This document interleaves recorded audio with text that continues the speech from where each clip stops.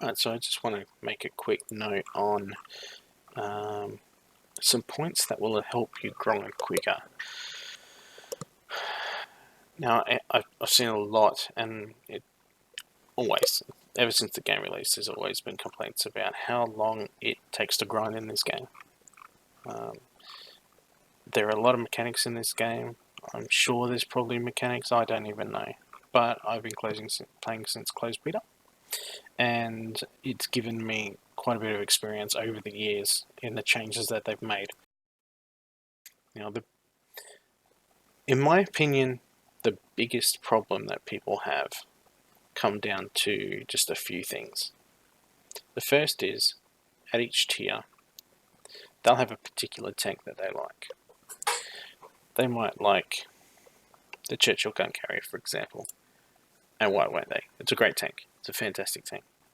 But that's all they want to play. They might have multiple other vehicles in their lineup. They may not even bother putting other vehicles in their lineup because they don't want to grind them. So they'll just unlock them and leave them there. Now, as you're using, say, just as I was researching the Churchill Mark 1, if I'm using this vehicle, I am getting a 10% bonus because it's directly connected. This links into this one. Now, because this leads into this one, I get a 10% bonus. If I was playing this tank, I won't get a 10% bonus. However, this RP will still go into researching this vehicle, unlike World of Tanks, World of Warships, etc. Now, what happens is, as you get further and further away from the vehicle that you're researching and the vehicle that you're using to research it, you'll start getting negative percentages. I can't remember what they are at this point, but it will say down in the stat card here, down on the very bottom, it says max vehicle research efficiencies, tier 2 to 4. Now, if you are using this vehicle to grind a tier 1, as an example, you're not obviously going to be doing that. It would be very bad. You'd lose a massive amount of RP. The better example would be researching tier 5, 6, 7. It would be pointless. You're going to end up with, I think it'd be something like 20% of the RP. And so that's pointless. So that's where these tiers come in as important. And that's the point of tiers. You'll also notice that as you go up in the tiers, the percentages that the rewards in RP and credit will also improve at each tier. And obviously premiums there. We'll leave them out of this for now. Premiums are an obvious way of gaining extra RP and credit. Or talismans. You can throw a talisman on in here. Or is it here? Talisman. You put that on there. It effectively turns your vehicle into a premium for RP. It doesn't boost your credit income at all. I wish there was a talisman for that. But there isn't. So, talisman will turn your tank into a premium for RP. It'll boost your research. If you're in a point where the grind is slowed down, you can pick a tank that you like, that you think you're going to play a lot of. You can put one on there.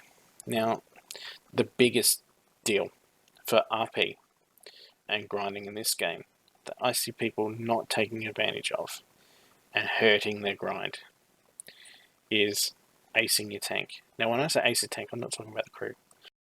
I think a lot of people assume that's what I mean. What I mean is, you can see here a little ace of spades in all my vehicles. That is in reference to the modifications. See, there's 4 tiers of modifications on every vehicle in the game. The only ones that you don't have to unlock are premiums. They all come undone already.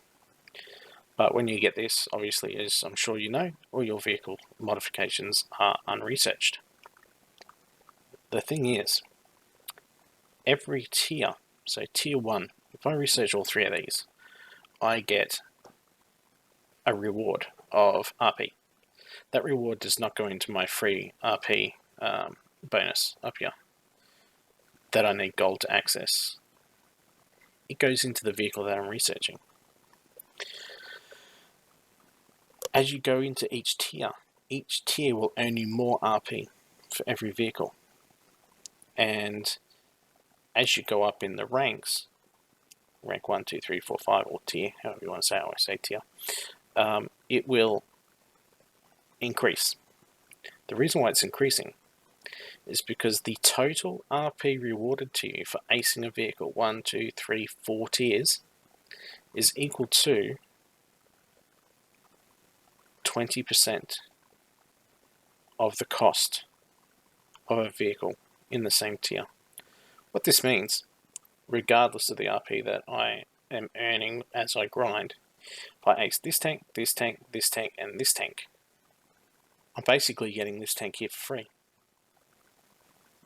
Just in the free RP I've researched, I've gotten from unlocking every module on these tanks. What that means is, if you do that all the way through the tree, regardless of whether you like that tank or not, you are reducing your grind by a ton. It's too early, too late in the morning here. It's 3 AM in the morning. I'm not going to do that math. I'm going to look like an idiot, probably more than I already do. But that is the biggest deal. Ace your tanks. If you ace your tanks, you will grind. Now, you can see in this tree I've got a few premiums, talismans. Some of them I've added afterwards because I add them to grind out a new vehicle later when they come out. I've ground out the full trees. I've lost my patience grinding individual tanks when patches come out. But the grind is quite quick when you do it this way. When the Brits first came out, it took me less than 2 weeks to grind out the entire British tank tree. Obviously, these tanks here weren't in the game.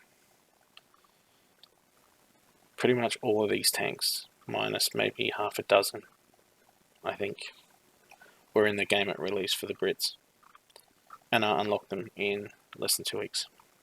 It took me almost 3 weeks to unlock the American tree when they came out. Germany and Russia, it took me a bit longer. The game was different then. I was a rookie, and I also don't particularly like playing them either. So my patience wasn't with them. But if I really want to, I can put in about 4 hours a day and grind out an entire tank tree in 2 weeks.